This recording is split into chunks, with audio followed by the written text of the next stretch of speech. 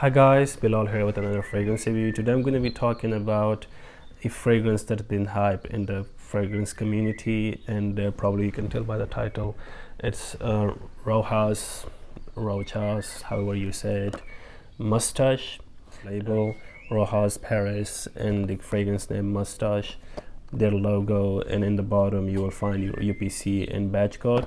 And for the bottle, I'll have to say this is a really beautiful bottle. It's really thick, heavy bottle. It's really beautifully done. I like this pattern that goes around the bottle. It feels really good when you hold it in your hand. And the cap, it's a metal, it's a heavy cap, and it does click into place.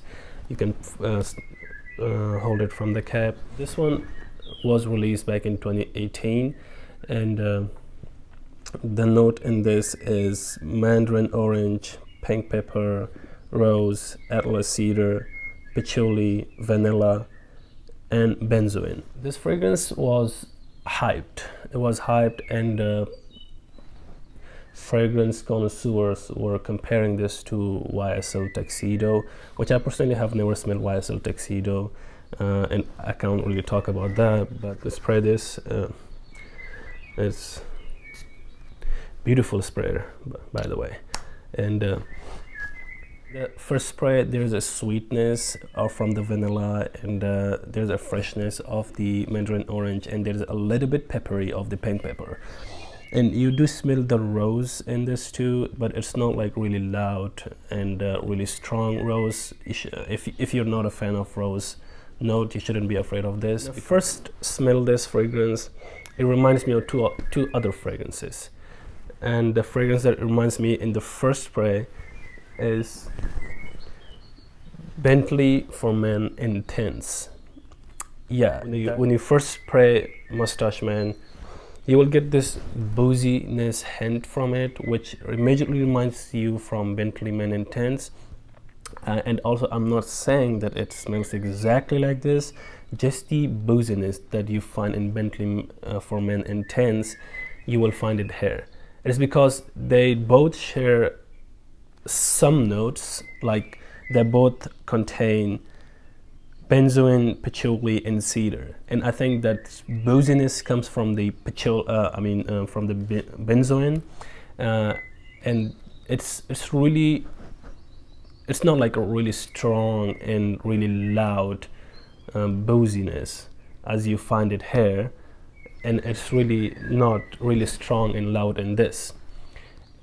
Imagine Bentley for Men Intense has removed that leather from it and add some sweetness to it, and remove that incense and water down of Bentley for Men Intense. Just the booziness, that's it. When it dries down after like I would say 30-40 minutes, it reminds me of another leak, and this is Encre Noir à l'Extrême. It reminds me of that resonance, because and they both share the same base note except for one thing. This has vanilla, the sweetness, and this has sandalwood. So they have in the base note you have patchouli, sandalwood, and benzoin, and in this you have patchouli, vanilla, and benzoin. Again, it doesn't smell like this exactly, just a dry down, and this fragrance is really dark, inky, very fragrance, and this doesn't come across dark, it doesn't come across whatever, there's no whatever in this, but just the resonance of the in the base note, in the dry down, you will get the hint of the resonance. It will remind you of Lalique and Encre Noir à l'Extrême. But other than that, on its own, it's really beautiful fragrance. I really like it. It's a highlight for me. Sweetness of the vanilla is all there from the opening to the end of this fragrance. And when I first smelled this fragrance, I was amazingly surprised. I was like, wow, it's just perfection in the bottle. It's beautifully done, really well composed, high quality. If you're scared of booziness, if you don't if you're not a fan of Bentley for Men Intense because you think it's really loud, too strong, very boozy, rummy, you shouldn't be scared of this one. Like I said before, it doesn't smell exactly like Bentley for Men Intense. It has just the booziness of it, and it's really toned down, like watered down of booziness. And it's really, really pleasant. No, you will not find anyone to dislike this fragrance. And also, if you're not a fan of Lalique and Crenoir à l'Extrême because you think it's really dark, inky, very, you shouldn't be afraid of this in this case too, because it doesn't have that whatever. It's not dark. It's not inky or something like that. It's beautiful. It does share similarities between those two. It just goes in the same route. It just gives you the feeling of it, but it doesn't smell exactly like it's not a clone of either. So, and other people are comparing this to YSL Tuxedo, which is a high-end price fragrance, and some people say it does smell like it, some people say it doesn't smell like it, so I can't really say about anything about that.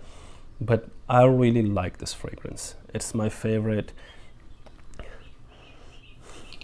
I received 3 compliments. I wore this yesterday and I received 3 compliments in the first use of this fragrance. Longevity in this, it's really good.